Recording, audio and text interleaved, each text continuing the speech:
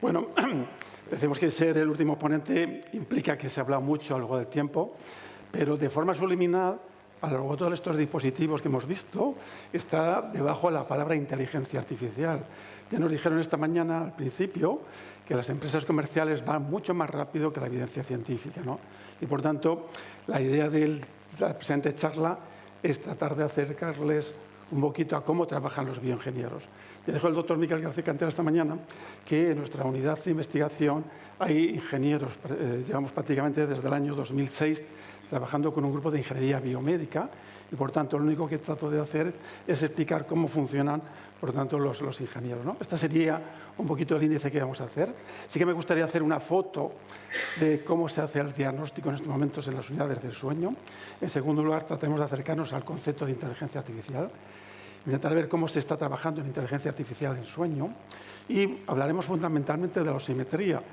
Aprovecharé para presentar nuestros proyectos de investigación, pero no con la finalidad de dar a conocer un poquito lo que estamos haciendo, sino que realmente lo que hemos ido publicando es consecuencia de cómo ha ido evolucionando la tecnología dentro del propio campo de la ingeniería médica. Y por último, aunque ya se han dicho muchas cosas, veremos un ejemplo de cómo se ha llevado esta inteligencia artificial a los dispositivos comerciales. Alguna de estas cosas ya se ha dicho, pero trataremos de hablar. Bueno, creo que esto estamos todos de acuerdo. Estamos frente a un problema de sanidad pública. Esta es una enfermedad tremendamente prevalente. Se dice que está infradiagnosticada y este incremento de prevalencia es por múltiples causas, muy probablemente por el incremento de la obesidad, porque la población está envejeciendo y porque hay una mayor susceptibilidad tanto por parte de los pacientes como de los propios médicos. Esto ha hecho que realmente haya una gran demanda de asistencia sanitaria. Prácticamente en mi área podría decir que en estos momentos entre el 25 y el 50% de los motivos de consulta que nos hace el médico de atención primaria obedece a un problema de sueño. Y obedece por dos cosas. Primero, porque vemos a los enfermos por primera vez. Pero en nuestro área prácticamente monitorizamos a todos los pacientes con tratamiento con CPAP. Y esto hace que efectivamente es algo muy importante, nos permite seguirlos, pero nos hace una gran demanda para el control. Y si además no tuviéramos poco con las peticiones de atención primaria, esta es una enfermedad que tiene muchas comorbilidades. Entonces es muy frecuente que en médicos desde el hospital, desde un cardiólogo que ha tenido un episodio de fibrilación auricular, desde pacientes que tienen un accidente cerebrovascular o desde el propio oftalmólogo que tiene una neuritis óptica, empieza a pedir pruebas del sueño. Por tanto, nos encontramos en una situación de una gran demanda social. Sí que es cierto que tenemos muy buen tratamiento, es decir, por lo tanto estamos hablando de un problema de pérdida de oportunidad, pero ya el tratamiento no es exclusivamente la CPAP, ya ha salido a lo largo del tiempo, que se dice que más o menos estamos diagnosticando el 20%, pero todavía, estos son datos del 2016, la CPAP sigue siendo el tratamiento más eficaz, pero en estos momentos, evidentemente, pues prácticamente se estimaba en ese momento que un 10% eran prótesis y un 5% cirugía masiva. Por tanto, tenemos un buen tratamiento, pero además tenemos una buena técnica diagnóstica, que es la polisonografía. Es una técnica compleja y ¿qué ocurre? Pues que en estos momentos tenemos dos grandes problemas. Uno, que no tenemos capacidad para absorber todo lo que se nos está planteando, y dos, tenemos un recurso de personas, es decir, hay un gran déficit de especialistas en sueño. Y esto lo que está conllevando es que haya un incremento importante en la lista de espera. Pero es que además estamos frente a una enfermedad que es crónica, que sí que tiene mortalidad, pero hace que los pacientes vivan el tiempo. Es decir, en nuestra área en estos momentos tenemos como 6.000 o 7.000 pacientes en tratamiento con CPAP. Pacientes que a los no les volvemos a repetir nunca una polisonografía y, por tanto, significa que tenemos una gran sobrecarga de cuanto a carga sanitaria.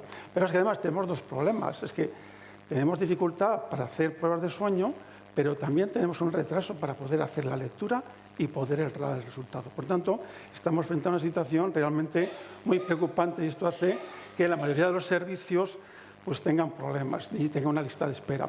Pero es que también las cosas han cambiado, porque al principio, cuando empezamos a hacer estudios del sueño, no solamente teníamos que hacer el diagnóstico, sino también teníamos que hacer una titulación que se hacía con polisonografía. Es decir, por cada paciente teníamos que emplear 2 noches. Esto hizo que en un momento determinado, sobre todo en Estados Unidos, se empezara a hacer pruebas de medianoche.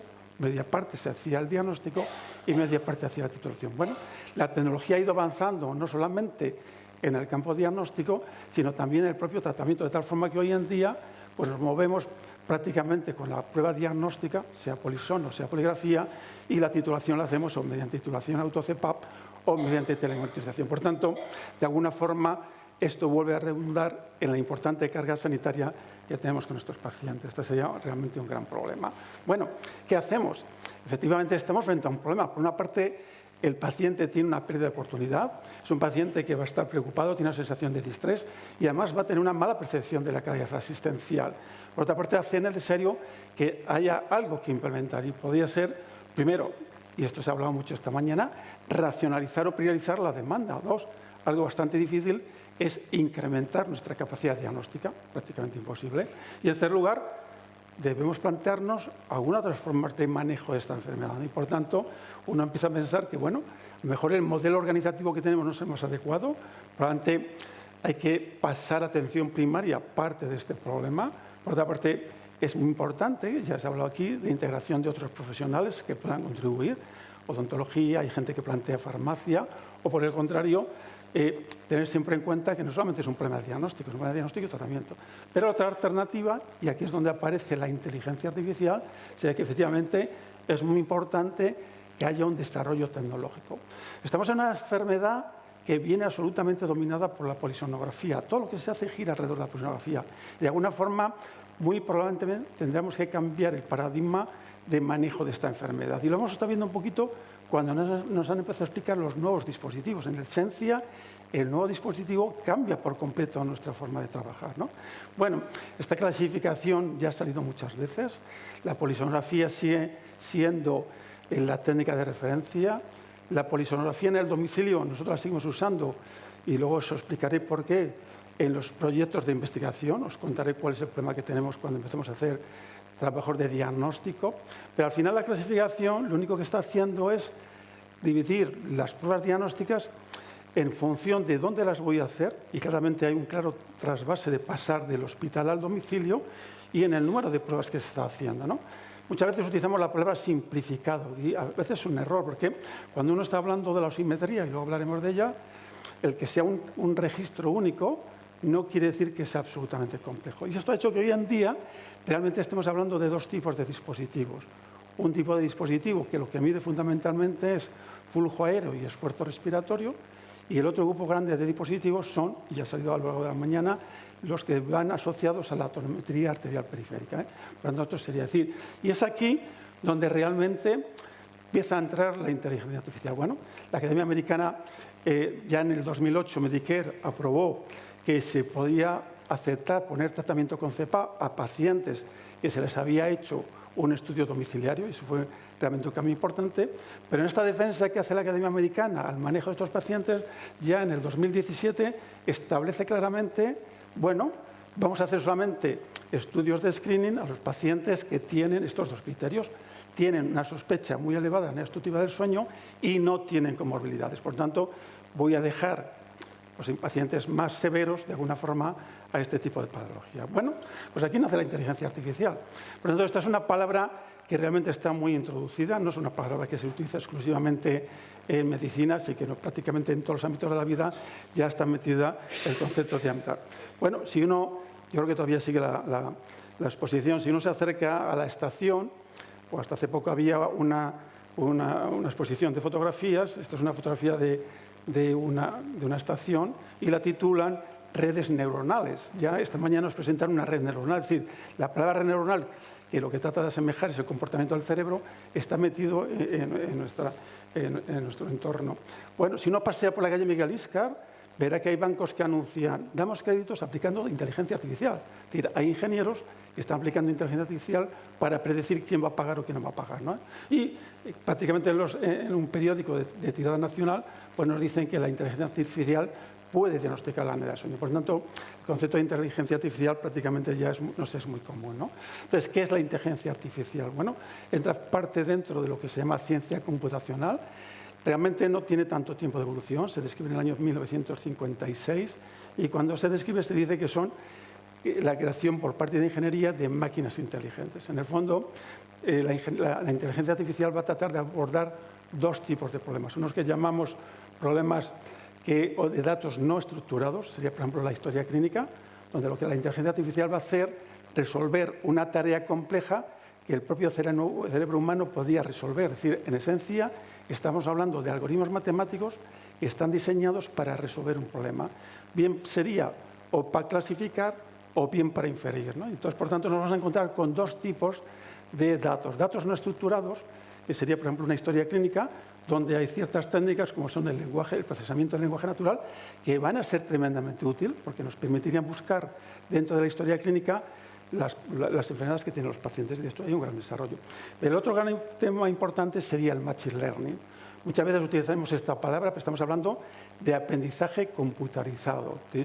Y eso se trata, por tanto, de algoritmos que pretenden resolver un problema. Si yo no tengo un problema, no necesito la inteligencia artificial y, por tanto, esto sería absolutamente el machine learning. Bueno, ¿cómo trabajan los ingenieros? Pues fijaros, vamos a plantearnos que queremos conocer si a través de una simetría podemos llegar al diagnóstico de apnea del sueño y, por tanto, vamos a tener un registro que queremos estudiar. Por lo tanto, el primer paso que va a hacer el ingeniero es extraer ciertas características de la señal de saturación. Pero puedo tener muchas características y, por tanto, necesito seleccionar cuál aquellas de esas características son más idóneas. Y eso es lo que va a ir a un algoritmo, que es el algoritmo que me va a permitir hacer el diagnóstico. Es decir, cuando hablamos de máquinas de aprendizaje o aprendizaje automático, estamos refiriéndonos a este clasificador. Es decir, lo que nos va a tratar de hacer es dar una respuesta. Entonces, el objetivo de salida puede ser dos tipos. Puede ser binario, presencia o ausencia de enfermedad. A veces puede ser también terciario. Es decir, hemos visto como a veces una máquina de aprendizaje me puede decir si estoy despierto, si tengo fase REM o si no tengo una fase no REM. Contra más salida tenga, menos va a ser eficaz la regla. Y por el contrario, no solamente quiero que me clasifique binariamente, sino que a veces me interesa, en el caso de la apnea del sueño, que me estime cuantitativamente el índice de Naiponea. Esto es lo que se llaman modelos de regresión. Sería un poco el equivalente a la regresión lineal múltiple. Es decir, a mí lo que me interesa es que a través de este algoritmo pueda predecir el índice de Naiponea. Y esa es la forma con la que habitualmente trabajan estas máquinas computarizadas. Pero tienen un problema, y es que de alguna forma tengo que seleccionar las características que quiero entrar. Bueno, pues un avance que ha habido en las técnicas de aprendizaje computarizado, que también es otra variante de la inteligencia artificial, es lo que se llama Deep Learning. Deep Learning o aprendizaje profundo es una variante de las redes neuronales que tiene la ventaja de que la máquina va a ser lo suficientemente inteligente para poder ella sola decidir cuáles son las características más adecuadas y la salida va a ser la misma. La salida va a ser siempre o una clasificación binaria o un índice o una estimación de regresión. Pero tiene la gran ventaja de que me van a permitir no tener que seleccionar las características. Y, por tanto, hay una cierta tendencia en estos momentos a que la mayoría de los estudios que se hagan sobre Deep Learning. Pero esto no quiere decir que Machine Learning sea peor. Bueno, ¿cuál es lo que más se ha puesto en contra de este tipo de técnicas? Lo decían esta mañana, ahora mismo Eva, hablaba de las cajas negras. La caja negra está realmente referida fundamentalmente a lo que ocurre dentro de ese clasificador. Sé muy bien lo que meto, sé lo que quiero sacar, pero no sé muy bien qué hay. Bueno, los ingenieros ya han dado una solución y en estos momentos se está trabajando en lo que se llama el Deep Learning explicable. Es decir, voy a hacer un algoritmo matemático y te voy a explicar además cuáles son las características que van a ser mucho más útiles. Por tanto, la progresión realmente de la inteligencia artificial realmente es muy importante, ¿no? Bueno, el ingeniero puede utilizar, hay muchas herramientas o muchísimos algoritmos, probablemente estos son los algoritmos más usados en inteligencia artificial y sueño, pero los dos más importantes fundamentalmente son las redes neuronales y las máquinas de vector soporte. En general, ¿cómo se clasifican a estos modelos? Se les llama supervisados, porque fijaros, este es un ejemplo de red neuronal. A la izquierda estarían las variables de entrada, el output sería la variable de salida y en el medio están distintas redes. Y por tanto, trata de remediar cómo es el comportamiento del cerebro. Y fundamentalmente esto del medio es lo que se le llama fundamentalmente la caja negra. Pero esto es una técnica, un algoritmo matemático que da muy buenos resultados. Esto es un ejemplo absolutamente de redes neuronales, ¿sí? Que trata de remediar un poco el mismo comportamiento. Bueno, ya tengo el algoritmo. Ahora, ¿cómo quiero conocer si realmente esto es eficaz? Pues habitualmente lo que vamos a hacer es que va a haber dos partes en el estudio. Una primera parte, donde ya tenemos el registro, tenemos el algoritmo y ya lo tenemos entrenado. Y ese algoritmo le tenemos que validar con los propios datos y lo que se llama la validación. Pero una vez que lo tengo validado, tengo que validarlo de forma externa, lo que ellos llaman test, de tal forma que por una parte tengo una población donde la voy a entrenar con respecto a un gol estándar y lo voy a validar posteriormente. ¿Qué problema tenemos en la apnea del sueño? Pues que tenemos muy desequilibrado, fundamentalmente cuando queremos estudiar presencia o ausencia, siempre en nuestras bases poblacionales tenemos muchísima gente con apnea y muy poquita gente con apnea. Este es el gran problema que tenemos en los servicios de neumología. Entonces, ¿qué ocurre con las redes? Aprenden mucho mejor para aquel grupo que tiene más tamaño muestral. Y, por tanto, cuando uno quiere hacer un proyecto de este tipo, tiene que intentar sopesar muy bien el que esté muy bien equilibrado. Y pasa exactamente igual cuando estoy comparando el grupo de entrenamiento con el grupo de validación. No puede ocurrir que tenga proporciones absolutamente distintas. Por tanto, esta es la forma habitualmente de poder trabajar que tienen absolutamente los ingenieros, ¿no? Bueno, os decía al principio, bueno, ¿cómo puedo utilizar, para qué sirve la inteligencia artificial en relación con el sueño? Pues bueno, lo más importante, nos va a permitir automatificar prácticamente todo. Bueno, cuando hoy en día abrimos la polisonografía, de forma automática, en menos de 2 minutos, tenemos absolutamente estadiado todo el sueño y tenemos también absolutamente chequeado el resto de los parámetros. Por tanto, simplemente nos va a ahorrar muchísimo tiempo en la toma de decisiones. Por tanto, y lo hemos visto ya luego de la tarde, cómo también la inteligencia nos va a permitir que estos nuevos dispositivos detecten cuántas veces dejamos respirar. Es decir, van a ser dispositivos que nos van a permitir diagnosticar la apnea obstructiva del sueño. Pero también, y esto es para mí la gran futuro que tiene todas estas técnicas, es que me permiten dar información del sueño. Cuando yo tengo un paciente que le tengo diagnosticado de apnea del sueño, le pongo tratamiento y le quiero monitorizar a lo largo del tiempo, solamente tengo los datos que me da de cumplimiento de la CEPA, pero no sé qué ocurre con su estructura del sueño. Entonces, realmente pensar que de una señal de saturación, como veréis después, pueda ser capaz de identificar fases del sueño, realmente esto es muy importante, ¿no?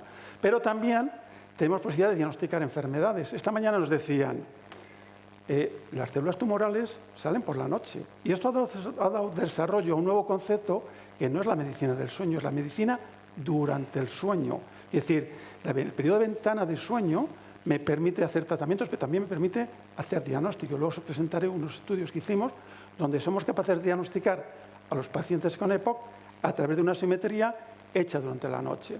Pero también me va a servir para valorar otras cosas, somnolencia, e incluso me va a predecir hacer modelos predictivos. Por tanto, tengo 2 tipos de redes. Redes que quiero que me sirvan para poder resolver un problema, y las otras redes son redes que me van a permitir simplemente clasificar a los pacientes. Esta sería un poquito la idea, ¿no?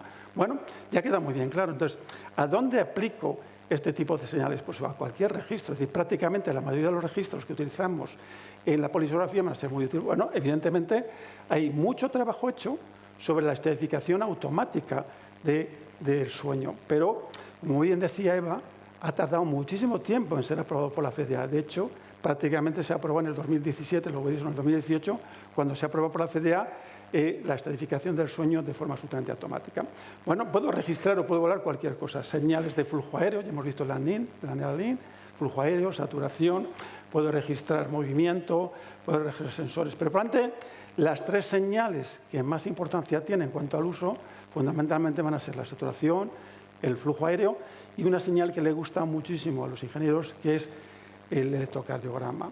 ¿Y por qué les gusta el electrocardiograma? Porque el electrocardiograma les permite medir la variabilidad de la frecuencia cardíaca. Y la variabilidad de la frecuencia cardíaca va a depender muchísimo de la relación entre el simpático y el parasimpático, de tal forma que a medida que vamos durmiendo se va incrementando el tono parasimpático y en fase REM aumenta el tono simpático. Entonces, la mayoría de estos registros, que ahora nos parecen muy sencillos, que se pone uno en el dedo, hace 10 años no eran así. Todos esos registros han pasado previamente por un estudio donde lo que se monitorizaba el electrocardiograma. Pero hoy en día, tanto la osimetría, la fotoprismografía como la tonometría son un surrogado de la variabilidad de la frecuencia cardíaca, y esto nos permite poder quitar la señal del electrocardiograma, de tal forma que en estos momentos la detección, o bien por la tonometría periférica o bien el tiempo de tránsito de pulso, van a ser absolutamente útiles. Y lo hemos visto también con la osimetría. La osimetría mide 3 cosas. Mide saturación de oximoglobina, mide frecuencia de pulso pero me da la onda pletismográfica. Y esto va a permitirme hacer muchas cosas. Por eso, de todas estas cosas vamos a dedicar un poquito de tiempo fundamentalmente a la saturación. Pero la otra gran ventaja que tiene la inteligencia artificial es que estos datos pueden ser extrapolados a la nube. Pero esto ha cambiado el paradigma de cómo las empresas van a empezar a vender sus productos. Estábamos muy acostumbrados que comprábamos un equipo y el equipo que compramos tenía ahí el software. Ahora ya no es así. La mayoría de estos dispositivos, tú ya no tienes el software. Es decir, tú pones al señor el aparatito en el dedo, pero el algoritmo que va a hacer el análisis está en la nube. Es decir, que vas a tener que comprar cada vez que vas a hacer el algoritmo. Por tanto, de alguna forma, este tipo de técnica está cambiando un poco por completo la forma como estamos manejando todas estas enfermedades. Bueno,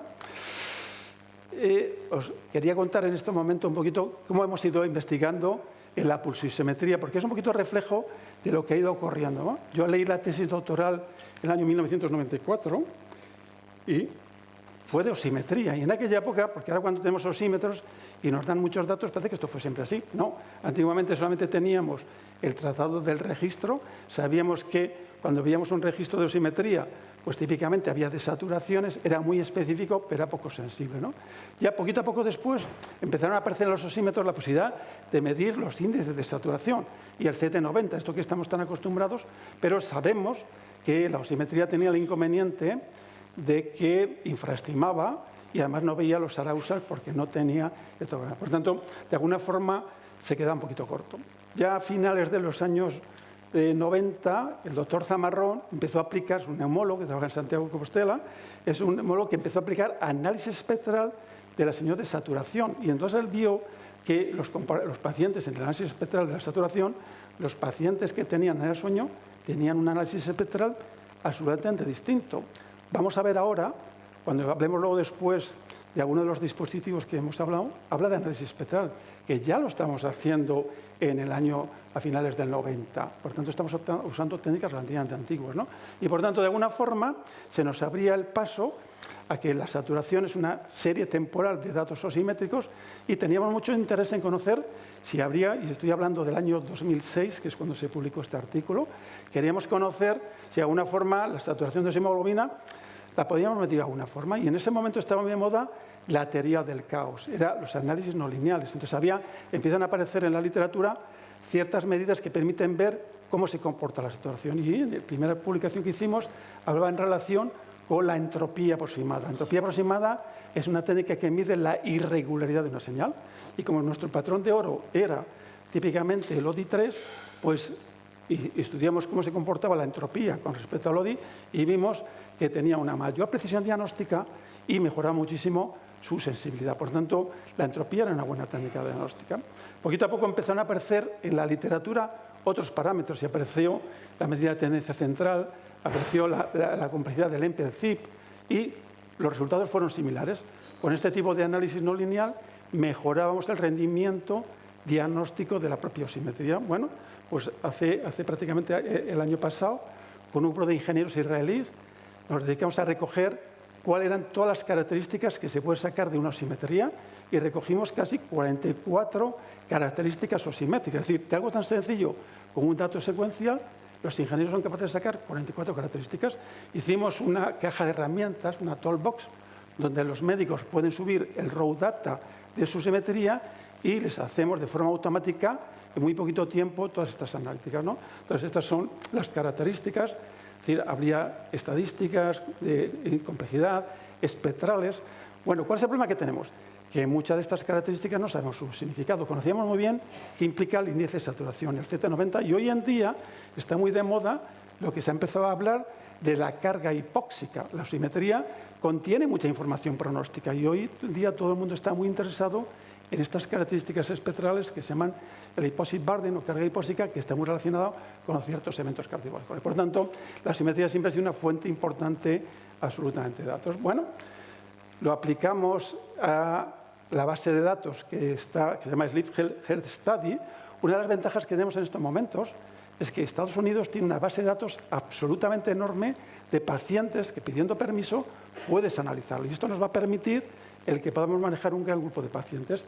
Y en este caso, chequeamos las 44 características y vimos cómo efectivamente los pacientes severos eran más irregulares, tenían más complejidad y, además, estas características se relacionaban muy bien con el índice de anhedonia.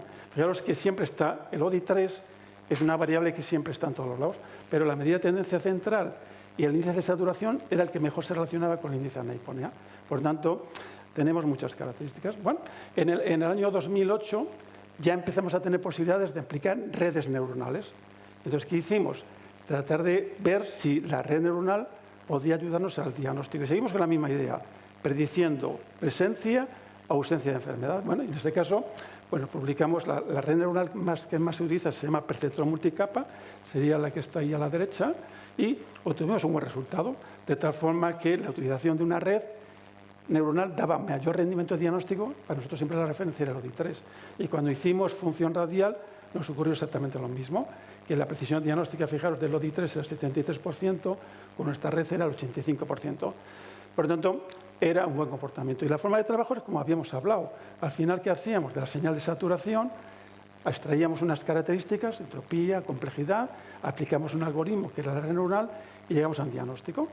Y así nos movimos prácticamente hasta el año 2010. ¿Pero qué ocurrió? En esa época ya no era importante saber si tenías apnea del sueño o no tenías apnea del sueño. Querías saber qué índice de apnea y hipopnea tenías. Fijaros que ahora en los nuevos dispositivos estamos con el mismo problema.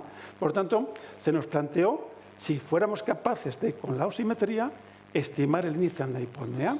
Entonces, y lo comparamos, como es un modelo de regresión, con regresión lineal múltiple. El problema que tenemos en este estudio que se publica en el 2011 y que tenemos muy buen resultado, fijaros que la regresión lineal múltiple con los parámetros que utilizamos tiene una concordancia de 0,80 y el coeficiente de correlación interclase con nuestra red neuronal era prácticamente del 0,91 y además clasificaba bien.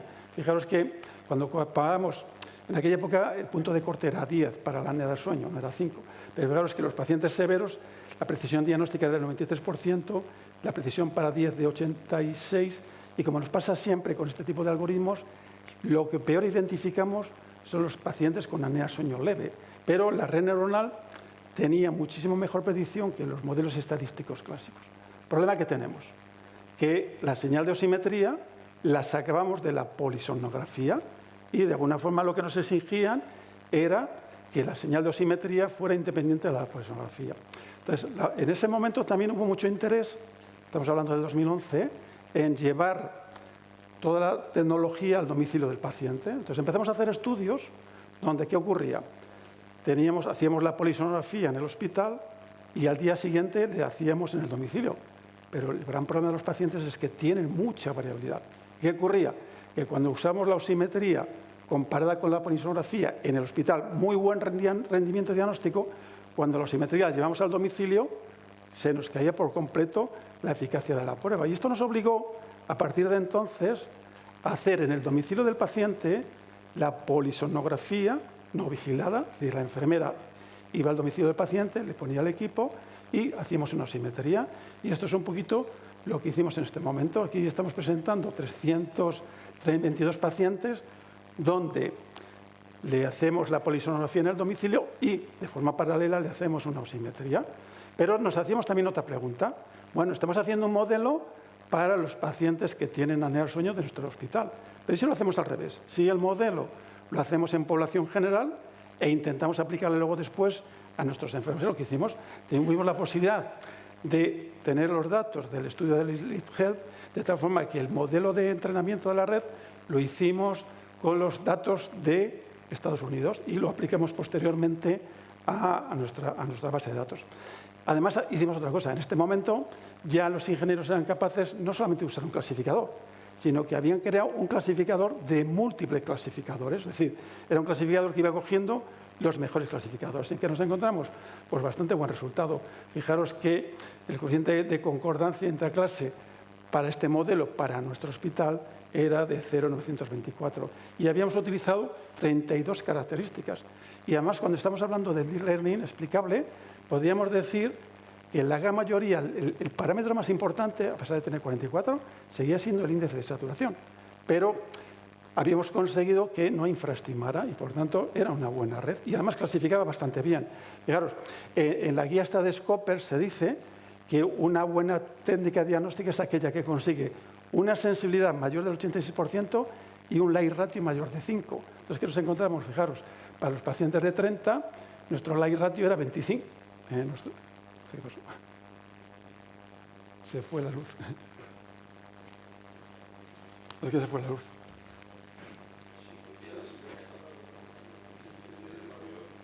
No, ahora. Fijaros, alguien pisó el cable. Es que no quiero señalar porque no sé si fue por aquí. El light ratio positivo es para 30 es 25 y la sensibilidad 86, es decir, era una buena técnica. Por tanto, el entrenar un modelo en la comunidad para aplicarlo a la diseño clínica nos dio muy buen resultado. Bueno, esto es un estudio completamente distinto. Este está hecho también con el Grupo de Israel, está remitido a una revista, nos lo han aceptado para valorarlo, lo mandamos en agosto, pero todavía no sabemos resultado. ¿Qué queríamos aquí demostrar? Bueno, aplicamos Deep Learning, porque hasta aquí no lo habíamos hecho, pero queríamos ver si nuestro modelo era muy robusto y además era generalizable para cualquier edad, para cualquier sexo y para cualquier raza. Entonces, ¿qué hicimos? Pues bueno, volvemos a utilizar las bases de datos que hay públicas. De todas formas, fijaros que hicimos un estudio con 14.700 polisonografías. Se hizo el entrenamiento con la base de datos, que son 5.000, y se aplicó a 5 bases de datos absolutamente distintas. Unas tenían muchísimas razas distintas, con mucha edad. Una era de práctica clínica, el número era prácticamente pacientes que estaban embarazadas, y el grupo Biomesa es un estudio que está hecho para ver pacientes con aterosclerosis que tienen muchos negros. Nuestros peores resultados fueron precisamente en la raza africana, es decir, la gente que era negra tenía peores resultados cuando aplicamos osimetría. ¿Y qué nos encontramos en este estudio? Bueno, pues que teníamos una buena técnica diagnóstica. Fijaros que el coeficiente de correlación intraclase prácticamente era del 0,97. El F1 es un marcador que utilizan los ingenieros que relaciona la sensibilidad con el valor predictivo positivo, que valora un poco el rendimiento de la prueba. Entonces, teníamos muy buenos resultados y habíamos creado un algoritmo que era robusto y que servía para poderlo aplicar en muchísimas otras situaciones. Esa es un poquito la idea, ¿no? Bueno, también lo hemos aplicado en niños. De hecho, hicimos un estudio con el doctor Gozal, donde es un estudio multicéntrico, donde analizamos 4.100 polisonografías hechas en niños y entre 2 y 18 años de 13 centros internacionales. Pero no tenemos el mismo rendimiento que con la polisonografía en los adultos. Fijaros que seguimos como siempre. Los niños más severos tienen mayor precisión diagnóstica, pero la sensibilidad, fijaros, no llega ni al 86%. Es decir, hay un gap entre lo que estamos obteniendo en los adultos con respecto a lo que tenemos en los niños. Por tanto, tenemos ahí un campo de actuación realmente muy grande, mejoría de técnicas diagnósticas en niños. Esa sería un poquito la idea. Bueno, algo que nos han dicho siempre, bueno, pero ustedes hacen algoritmos para hacer apneas obstructivas, pero ¿pueden calcular apneas centrales? ¿Pueden saber si hay hipopneas o apneas? Sí, la respuesta es sí. A través de la saturación somos capaces de saber si hay hipopneas, si hay apneas, y este es un estudio que acabamos de publicar recientemente, donde a través de un modelo de Deep Learning tratamos de predecir, fijaros en ese caso, la salida es cualitativa para 3 cosas: presencia de apnea, hipopnea y apnea, ¿no? Y fijaros que tenemos un buen coeficiente de correlación intraclase, un poquito más bajo que lo que estamos obteniendo previamente. Acordaos, estamos del orden de 0,90, aquí el coeficiente es mucho más bajo, pero la precisión diagnóstica es bastante alta. Por tanto, el empleo de la saturación como modelo predictivo también puede ser útil para el calcular si tengo apneas o si tengo hipopneas, ¿no? Bueno, os decía al principio, seríamos capaces, claro, he dicho al principio, un algoritmo, yo voy a aplicar inteligencia artificial cuando tengo un problema, y yo digo, pues qué cosa más tonta es esta, porque estoy planteando, os he dicho al principio, yo puedo ser capaz, lo vais a ver aquí, de diagnosticar pacientes que son remitidos a la unidad de sueño, puedo diagnosticar a través de la osimetría nocturna si tiene una EPOC. Digo, pues qué cosa más tonta, se les hace una espirometría y se acabó el problema. ¿Qué ocurre? Sabemos perfectamente que EPOC y apnea del sueño son 2 enfermedades independientes, que no tienen ninguna asociación, pero cuando conviven tiene mucha más riesgo de mortalidad y tiene mucha más morbilidad. Pero luego en la práctica clínica nunca hacemos espirometrías a los pacientes que tienen apnea del sueño.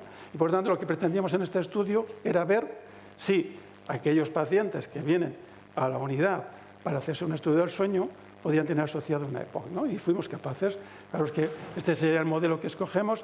En este caso lo comparamos con regresión logística y nuestro modelo tenía una área bajo curva de 0,93 con una precisión del 88%. Es decir, somos capaces de, esto es lo que hablábamos de la medicina durante el sueño. Somos capaces de diagnosticar a un paciente de CONEPOC, sí, y al menos me va a permitir decir a aquellos pacientes que vienen a mi consulta de sueño, les vamos a hacer una espirometría, ¿no? Y es así un poco de idea. Bueno, uno de los problemas que tiene todas las técnicas de registro domiciliario es que no nos están dando información del sueño. Y por tanto, y Eva ya lo ha planteado un poquito antes cuando he presentado, sería absolutamente interesante que no solamente el algoritmo que hago me dé información de si tengo un problema respiratorio, sino que me diga cuál es mi situación de sueño. Y esta es la pregunta que nos hicimos. Bueno, esto se hizo a niños, se aplicó a una base de datos que hay en Estados Unidos de niños que se les va a someter a una amigdaletomía. A unos no les hacían nada y a otros les hacían una amigdaletomía. Esto se llama la base de datos CHAT. Eran 429 niños y lo que tratábamos de ver era, mediante técnica de deep learning, si los pacientes, cuáles eran sus fases del sueño. Entonces, fijaros que en este caso lo que nos planteamos era que, y esto se hace de forma secuencial, el paciente está despierto, el paciente está en no REM o el paciente está en REM. Si casi nadie hace ya las fases de sueño porque eso incrementaría la salida y la eficacia sería mucho menor. Bueno, pues esto sería un poquito la idea. Entonces, bueno, sí que éramos capaces. Esto sería la red neuronal. Fijaros, este es un deep learning. En deep learning no entra datos. Deep learning aparece sobre todo para imágenes, pero también se ha demostrado muy bien para UTI. Entonces, lo que hacemos es que entra el raw data, se coge una epoch y se coge también 3 previas y 4 previas. Es decir, y la red neuronal, o el algoritmo en este caso, va a sacar ella misma las características y al final la salida va a ser en qué fase está. Bueno, pues con esto podríamos conocer las fases de sueño. Pasa que en este estudio queríamos conocer si, ¿qué era más útil? Pues estamos usando sometría. Si era más útil simplemente la frecuencia respiratoria, la frecuencia cardíaca, la frecuencia de pulso, la saturación, nada más. Hemos dicho que se basa precisamente que cuando voy durmiendo entro en el parasimpático y cuando estoy en fase REM en el simpático. Entonces vimos que la osimetría, la saturación aporta poco, que lo que más aporta fundamentalmente es la frecuencia de pulso, pero cuando se utiliza de forma conjunta, pues teníamos una precisión para diagnosticar las fases prácticamente del 81%, con una buena concordancia. Por lo tanto, esto es importante. Y esta es la línea donde está trabajando todo el mundo. Poder identificar a través de un registro las distintas fases de sueño. Esta sería un poquito la idea, ¿no? Por lo tanto, creo que en este sentido es bastante útil, ¿no? Bueno, esto sería, una vez que tengo las fases del sueño, puedo calcular la duración del sueño. Y fijaros aquí, lo que tratamos de ver es sí, ¿qué tal nos va? ¿No? Entonces aquí el coeficiente de correlación entre clases es un poquito bajo, es del 0,67, pero realmente, bueno, pues podemos acercarnos con una osimetría a saber cómo ha dormido un paciente. Y los modelos predictivos también son muy útiles, los algoritmos, para modelos predictivos. Y fijaros que este es un estudio que se ha aplicado recientemente, donde nos dice que a través de la base de datos, porque es una base que se ha seguido durante mucho tiempo, pues que con utilización de técnicas de machine learning somos capaces de predecir mortalidad en pacientes que tienen apnea del sueño, ¿no? Y además con una sensibilidad y una especificidad del orden del 80%. Por tanto, se ha abierto un gran mundo en cuanto a la aplicación de técnicas de inteligencia artificial con respecto a... Bueno, ¿cuál es el futuro? Pues fijaros, realmente hay muchísimo interés por todas las empresas en aplicar técnicas de inteligencia artificial. Esta es una empresa que está en Islandia, que se llama Nox, que ya hace 5 años abrió una rama de su empresa simplemente para investigar en inteligencia artificial aplicada al sueño y probablemente sea la empresa que más en estos momentos tiene un proyecto de investigación absolutamente enorme. ¿Y en qué está trabajando? Pues está trabajando mediante clasificación de machine learning en las señales de electroencefalografía, es decir, está trabajando en automatizar prácticamente toda la parte cerebral. Ellos trabajan mucho en pletismografía inductiva, entonces está tratando de hacer si podemos hacer fenotipos a través de la pletismografía, centrales frente a obstructivas, el movimiento del cuerpo, o estimar a través de la pletismografía inductiva si el paciente está despierto o está dormido. Es decir, muchísimo interés en poder diagnosticar esto. Bueno, esta diapositiva ha salido mucho. Un poquito Eva ya ha explicado muchas de estas cosas, pero sí que me gustaría que vierais cómo con un mismo dispositivo y distintas técnicas de inteligencia artificial obtenemos cosas distintas. Ella lo ha dicho muy bien. Es muy importante conocer, saber qué estoy haciendo, qué dispositivo tengo y qué me está interpretando, porque es absolutamente distinto. En realidad estos dos, que son de los que voy a hablar, el WatchBat y el Elite Image, es lo mismo, es un osímetro. Fijaros, ¿qué ha ocurrido con el primero? Teóricamente empezó con SleepMates, pero ahora en estos momentos lo ha cogido una empresa que se llama Vivos, una empresa que vende prótesis de avance mandibular, y su diana van a ser los dentistas. Prácticamente toda la tecnología comercial que están haciendo lo están haciendo en el campo de la odontología, porque ellos están tratando con prótesis, ¿no? Entonces, ¿qué es lo que hace? Bueno, pues efectivamente es un pulsosímetro que te mide el dedo y típicamente lo que está mandando, ya lo explica muy bien, lo va a recoger, lo va a grabar el app, pero va a ser enviado fundamentalmente a la nube. Y el software está en la nube, no está ahí, ¿no? Entonces, pero claro, ¿qué ocurre con estas cosas? Que no conocemos, y esto sí que es una auténtica caja cerrada, que no, lógicamente es una patente, no conocemos cuáles son los algoritmos que están manejando. Pero fijaros, ¿cómo se vende? ¿Cuál es el gran avance de este dispositivo? No los eventos respiratorios. El gran dispositivo es que están dando información de la calidad de sueño, fundamentalmente. ¿Qué es lo que va a medir? Pues fijaros que va a medir la calidad de sueño, la duración, va a poder diferenciar si estoy en no REM o REM y también va a diferenciar si tengo aneas centrales. Pero utiliza un lenguaje distinto a lo que estamos usando, porque ¿qué es lo que ocurre? Ellos al final, a través de la onda pletismográfica, van a mirar el acoplamiento cardiorrespiratorio, de tal forma que se sabe que tanto la respiración como la variedad de frecuencia cardíaca depende de este balance simpático-vagal. Y por tanto lo que van a mirar fundamentalmente es una técnica espectrofotométrica. Fijaros, cuando nos dan esto de aquí, pues lo que estamos viendo, allá arriba a la izquierda, es la espectrofometría de la señal. Y lo que tratan de ver es cuando está muy acoplada y cuando está poco acoplada. Entonces, ¿qué ocurre? Claro, que ellos hacen unos índices de sueño que no sabemos lo que son. Ellos están hablando aquí de calidad de sueño y es un índice que ellos han derivado. Están hablando también de oportunidad del sueño y están hablando también de patología del sueño, de fragmentación. Es decir, son índices que realmente no conocemos muy bien qué es lo que hay. Y efectivamente luego me dan un índice de apnea y me dan típicamente valores relativamente normales, ¿no? Por tanto, ¿dónde veo mucho futuro yo a esta técnica? Fundamentalmente en la monitorización del sueño, pero nos está cambiando un poquito el paradigma, porque fijaros ¿qué ocurre? Que más o menos... Voy para atrás. Bueno, quiero ir para otro lado. Por Dios. Si me pones donde estaba. Ya no estamos hablando, cuando estamos usando este dispositivo, ya no estamos hablando de fases de sueño. Ellos lo que están haciendo, más o menos en aquella que está ahí arriba. Está. Un poquito más arriba. Más. Cuidado.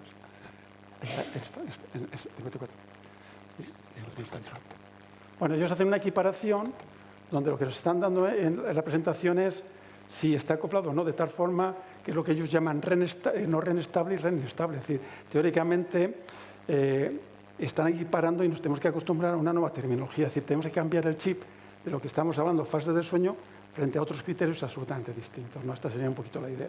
Bueno, el otro dispositivo, en realidad es un osímetro. Lo único que ocurre es que tiene un actígrafo, efectivamente tiene un dispositivo que es un tonómetro, pero ya aquí no lo está haciendo como subrogado de la variedad de la frecuencia cardíaca. De tal forma que ocurre que me va a poder medir los índices de apneas centrales, el ODI, si estoy despierto o dormido. Y esto lo va a hacer por actigrafía, mientras que las distintas fases, REM o no REM, lo va a hacer en función de la variabilidad de la frecuencia cardíaca. Por lo tanto, me está dando información. Pero como siempre, todos los datos van a estar en la nube. Y esta sería una cosa absolutamente importante. Eva nos explica muy bien precisamente cómo hay una atenuación por actividad simpática de la tonometría arterial periférica y este sería absolutamente criterio. Bueno, ellos han dado un paso más, porque una de las cosas que pide habitualmente Medicare o la Academia Americana del Sueño es que el médico tenga capacidad de poder valorar o ver el registro en bruto. Y esto existe la posibilidad. De hecho, hicieron un estudio de análisis manual y vieron que cuando hace un análisis manual de la señal del WOTPAT, no hay diferencia en cuanto a la estratificación del sueño. Parece que la estratificación del sueño no hay diferencia entre el manual y el automático. Pero cuando se hace el manual, el automático, como pasa siempre, infraestima la severidad. Por tanto, se ha quedado un poco en manos del propio médico que decida el que si hace manual automático. Y esto tiene mucha importancia, Porque hay países como Bélgica o como Estados Unidos donde un tratamiento depende de tu índice. Y si no tienes un determinado índice, no te lo financia. Por tanto, claro, al aplicar estos algoritmos va a ser muy importante en qué país estoy utilizando esto, ¿no? Por tanto, eso al final queda un poco en manos del propio médico, ¿no? Esta sería un poquito la idea. Bueno, también otra cosa que les dijeron mucho es que, bueno, sería importante tener apneas centrales y por eso han diseñado el tercer dispositivo y está absolutamente validado. Es decir, el Wattpatch típicamente también ve apneas centrales. Bueno, otro aspecto importante donde se empieza a trabajar es que, claro, decimos que las empresas comerciales van muy rápidas. ¿Qué dice Medicare? ¿Qué dice la Academia Americana? Hagan ustedes estudios del sueño en gente que tiene alta probabilidad, pero que no tiene comorbilidad. Porque si tiene comorbilidad, la probabilidad de tener falsos negativos es muy alta, pero no está ocurriendo así. Lo que está ocurriendo es que las empresas tienen muchísimo interés en validar sus dispositivos precisamente las comorbilidades. Y esto es un poquito lo que está pasando. Esto es lo que ha pasado en este caso con el Wattpatch. Pues empezar a diagnosticar, a utilizar en pacientes con fibrilación auricular, en pacientes embarazadas o en pacientes que tienen EPOC. Por tanto, están buscando nuevos campos de aplicación de este tipo de dispositivos, ¿no? Hay muy poquitos estudios en comorbilidad. Fijaros que esta sería un poco la clasificación que hay. ¿Dónde se está trabajando en comorbilidades? Pues fundamentalmente en fibrilación auricular, en fallo cardíaco y en pacientes con EPOC. Y el otro área importante son los pacientes que tienen accidentes vasculares. Estos son nuestros nuevos socios. Desde que en los hospitales han empezado a ponerse en marcha las unidades de ictus, monitorizan a todos los pacientes y empiezan a detectar que los pacientes desaturan. Y uno de los médicos hospitalarios que más pacientes me mandan en estos momentos son los cardiólogos y los neurólogos. Y esta es un poquito la mayor complejidad. Bueno, es posible esto. Fijaros, a veces las empresas hacen esto, ¿no? Dice, la apnea obstructiva del sueño se puede diagnosticar en menos de 1 hora. Hemos estado hablando todo el tiempo de registros, pero esto está hecho simplemente con imagen.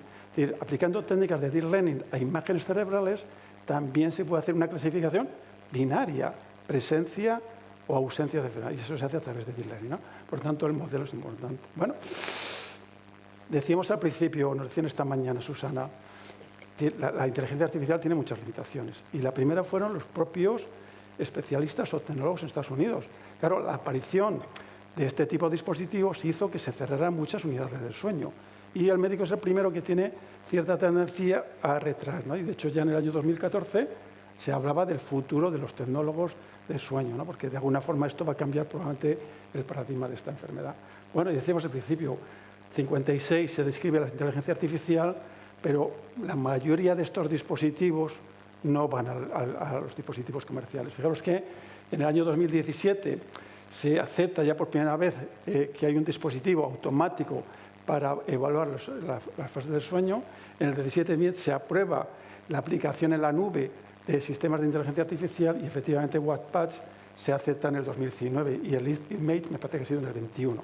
Por tanto, estamos ahora en una fase donde ya se empieza por parte de la FDA a aprobar todo este tipo de dispositivos, ¿no? Entonces, ¿cuál es el futuro? Pues fijaros, este es un proyecto que va a hacer la Sociedad Europea de Sueño que se llama el proyecto de regulación del sueño y que fundamentalmente va a estar dirigido a la aplicación de inteligencia artificial al sueño. Otra forma de ver cómo van a ir las cosas es qué piensan las empresas de esto. Bueno, pues ellos piensan que va a haber un crecimiento en esta década realmente importante. Pero cuando ve uno esta gráfica, de alguna forma se sorprende, porque uno podría pensar que efectivamente los osímetros van a crecer mucho, la poligrafía respiratoria, la etigrafía, los sistemas de... Pero quien más va a crecer, según las empresas, es la polisonografía. Por lo tanto, estamos en este paradigma, ¿no? Por lo tanto, creo, y con esto quería concluir, primero agradecer al grupo de ingenieros médicos. Siempre se dice ahora, ponga usted un ingeniero médico en su mesa. Es decir, creo que cuando estamos hablando al principio de la importancia de la interdisciplinaridad, pues evidentemente en las unidades de sueño es absolutamente fundamental que haya ingenieros. Y creo que hay un gran futuro en la aplicación de la inteligencia artificial. Bueno, y muchísimas gracias.